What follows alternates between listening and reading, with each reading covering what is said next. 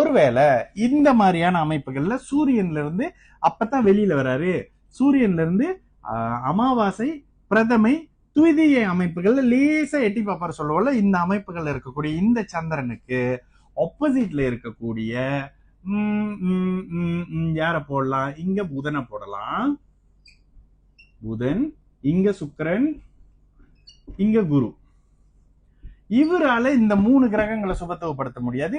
லேசா இவருக்கு ஒளி கொடுக்க முடியும், லேசா கொடுக்க முடியும். ஏன்? இந்த இடத்துல அப்பத்தான் உருவாகிறாரு, இவருக்கு வெளிச்சம் லேசா அப்படி வரும். இந்த அமாவாசை, பிரதமை, துவிதியை இந்த அமைப்புகள்ல ஒளி எப்படி இருக்கும்? லேசா வெளியே பிற எட்டி பார்க்கக்கூடிய அமைப்பு. ஓகேங்களா? ஒருவேளை இந்த அமைப்புகள்ல பாருங்க, இதுல இந்த புதனை கூட இவரால் செயல்படுத்த முடியாது. ஒருவேளை இன்னொரு விஷயம் சொல்லிடுறேன், இதே அமாவாசை சந்திரன், அமாவாசை சந்திரனுக்கு இந்த இடத்துல சூரியன் போட்டுக்கிறேன். ஓகேங்களா? சூரியன், இது அமாவாசைங்க.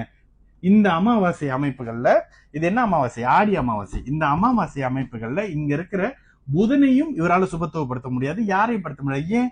சுபத்துவம் என்பது ஒளி. ஒளி உங்க மேல படும்போது ஒருத்தர் நல்லவரா மாறுறாரு. நல்லவரா இருக்கிற ஒருத்தர் மேல படும்போது, ஓகே, ஒருத்தர் சுத்தமா அழகா இருக்கிறாரு, அவரு மேல நல்ல ஒளி படுது, அவரு அழகா இன்னும் பிரகாசமா தெரிவாரு. ஒருத்தர் அழுக்கா இருக்கிறாரு, அழுக்கா இருக்கிறவருக்கு எங்க அழுக்கு இருக்குன்னு தெரியல, பௌர்ணமி சந்திரனோட ஒளி கிடைக்கும் போது இங்கெல்லாம் அழுக்கு இருக்குன்றத தெரியும், அது பாவ கிரகம். இந்த இடத்துல சுப கிரகத்தோட தொடர்பு வரும்போது ஒளியாக இருக்கிற பட்சத்துல அவங்க நல்லா இருப்பாங்க. இந்த இடத்துலதான் ஒளியே இல்லையே, இந்த சந்திரனுக்கு கண்ணே இல்லைன்னு வரும், ஒளியே இல்லை. அப்ப இந்த சந்திரனோட அமைப்பு பெரிய நல்லா இருக்காது. இந்த சந்திரனுக்கு ஒளி இருந்தால்தான் இவரை சுப வலிமையை எடுக்க முடியும். ஒருவேளை இந்த சூரியனை அழிச்சிருவோம், தேய்பிரையா இருக்கிறாரு, தேய்பிரையா இருக்காரு இந்த சந்திரன், அப்ப இன்னும் தேஞ்சுக்கிட்டே போறாரு. இந்த இடத்துலயும் அவருக்கு ஒளி இருக்காது, இந்த இடத்துலலாம் அவருக்கு பார்வை இல்லை. ஓகேங்களா? அப்ப பார்வையோட அமைப்புகள், சந்திரனோட அமைப்பு புரியும். ஒளி இருக்கிற போது இதுக்கு தாங்க உங்க ஜாதகத்துல புதன் நல்லா இருந்தா தான் இந்த ஒளி எல்லாம் உங்களால புரிஞ்சுக்க முடியும். இது ஒரு பிறவி ஞானம்னு வச்சுக்கோங்க. சரிங்களா? அடுத்ததாக செவ்வாய்.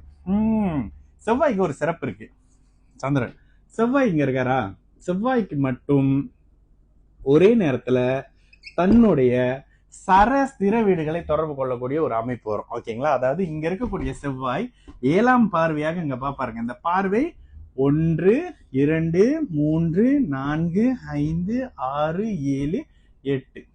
இந்த செவ்வாய் மேஷத்துல இருக்கும்போது அவரால் கடகத்தை பார்க்க முடியும், 4ஆம் பார்வை. அங்க இருந்து அப்படியே துலாத்தை பார்ப்பாரு, 7ஆம் பார்வை. 8ஆம் பார்வையாக அவருடைய மற்றொரு வீடான 8 பார்ப்பாரு. அவர் எங்க இருந்தாலும் அப்படிதான் பார்ப்பாரு. ஒருவேளை செவ்வாய் மிதுனத்துல இருக்கிறாரு, இந்த செவ்வாய் 4 பார்ப்பாரு, 7 பார்ப்பாரு, 8 பார்த்தே பார்ப்பாரு. இதெல்லாம் அவருடைய ஒளி ரிஃப்ளெக்ஷன் செய்யக்கூடிய அமைப்பு. ராகுக்கு பார்வை இல்லை. ஏன்? அவங்க லைட் அடிச்சா காணாம போயிருவாங்க, இல்லைன்னா இருட்டாவே இருப்பாங்க. அடுத்ததாக குரு. குரு சூப்பரானவர்ல, எங்க போடலாம்? குருவை இங்கே போடுவோம். குரு இங்க இருக்கிறாருன்னு வச்சுக்கோங்க. இது அவருடைய 1ஆம் பார்வை. குருவின் 5ஆம் பார்வை. குரு 5ஆம் பார்வையா பாக்குறாருங்க. 5வது பார்வை இங்க வரும், 7ஆம் பார்வை இங்க வரும், அவருடைய 9ஆம் பார்வை இங்க வரும். குருவின் 1, 5, 7, 9. அப்ப 5, 7, 9 பாப்பாரு. வந்துருச்சா? அடுத்ததாக குரு முடிஞ்சு சனி. இந்த சந்திரனுக்கு மட்டும் கொஞ்சம் கூடுதலாக விளக்குற மாதிரி வந்துடும். ஓகேங்களா? அடுத்ததாக சனி. சனி தன்னுடைய சர வீட்டிலே இருக்கிறான்னு வச்சுக்கோங்க. சனி இந்த சனி எப்படி பார்க்கணும்? 3ஆம் பார்வையாக இங்க பாப்பாரு, 7ஆம் பார்வையாக இங்க பாப்பாரு, 10ஆம் பார்வையாக இங்க பாப்பாரு. இதுல 1, 2ன்னு இப்ப கணக்கு பண்ணுவீங்க. ஃபியூச்சர்ல டப்புன்னு உங்களுக்கு அந்த 10ஆம் பார்வை என்னன்றது மண்டையில வந்துடும். ஓகேங்களா?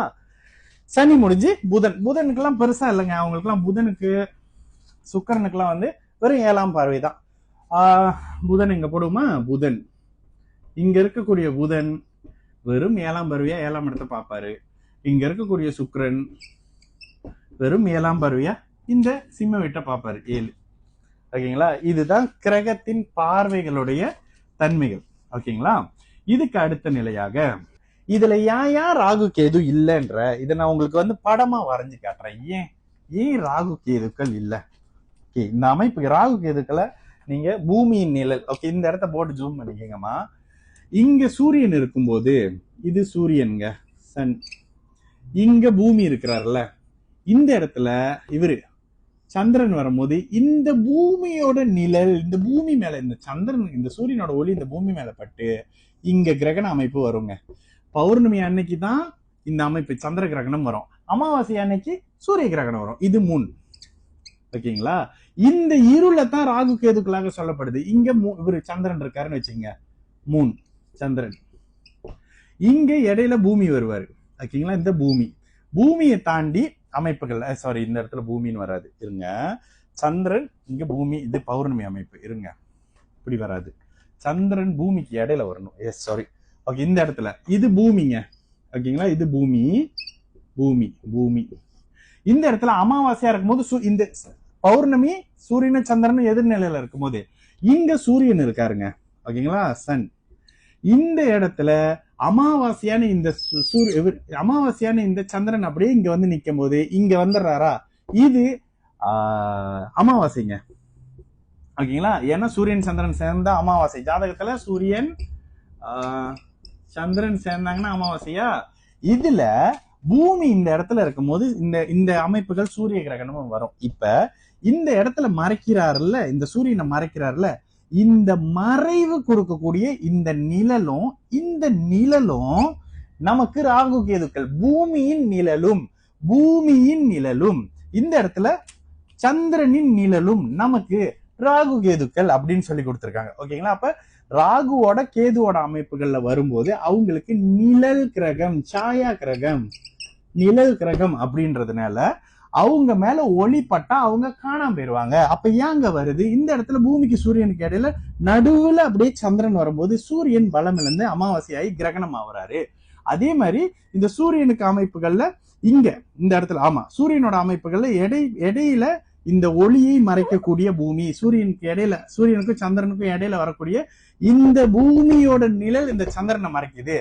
காரணம் இடையில பூமி வந்துருது. இந்த நிழலுக்கு பேரு ராகு கேதுங்க. அப்ப இந்த நிழல் இந்த பூமி காணாம போனா இந்த நிழல் காணாம போயிடும். அப்ப நிழல் என்பது ஒளிப்பட்டால் உடனடியாக காணாம போகக்கூடியதுன்றதுனால அந்த நிழலுக்கு பிரதிபலிக்கக்கூடிய தன்மை இல்லைங்க. அந்த லைட் இந்த போட்ல தெரியுதுங்க, இந்த இடத்துல போட் இல்லைன்னா தெரியாதுங்க. இந்த போட்டுக்கான பருப்பொருள் இருக்கக்கூடிய கல்லால, மண்ணால, வாயுவால, நீரால, நெருப்பால, பருப்பொருள்னு சொல்லக்கூடிய இந்த மாதிரியான பஞ்சபூதங்களால உருவாக்கப்பட்ட கிரகங்கள் தான் ஒளியை பிரதிபலிக்குங்க. இன்றைக்கு கிரகங்களின் பார்வையில தொடங்கி சந்திரனுடைய ராகுவோடைய பார்வை அமைப்புகள் இல்ல, கூடவே இந்த கிரகணத்தை பத்தியான சில விளக்கங்கள் கொடுத்திருக்கேன். கண்டிப்பாக சூரியனையும் சந்திரனையும் கிரகண நிலையும் பற்றியான புரிதல்கள் கொஞ்சம் அதிகமாகவே இந்த அமைப்புகள்ல வரணும். உங்களுக்கு இந்த கிரகணம் என்னன்னு புரியல, அது என்னங்க பூமி நடுவுல வராரு, அது என்னங்க சந்திரன் நடுவுல வராருன்னு சொல்லக்கூடிய அமைப்பு புரியலன்னா அதுக்கான சில கமெண்ட்ஸ் கொடுங்க. கண்டிப்பா அப்படி என்ன கிரகண அமைப்புகளை மட்டும் நேரடியாக விளக்கி ஒரு கிளாஸ் அப்படின்ற மாதிரி போயிடலாம். சோ இந்த அமைப்புகள்ல கண்டிப்பா இதுக்கு ரெஸ்பாண்ட் கொடுங்க. மீண்டும் அடுத்த கிளாஸ்ல அதற்கு அடுத்த நிலையில என்ன விஷயத்த பார்க்கலாம் அப்படின்ற மாதிரியான அமைப்புகளை கத்துக்கலாம். நல்லது நடக்கும். எல்லோரும் நல்லா இருப்போம். வணக்கம்.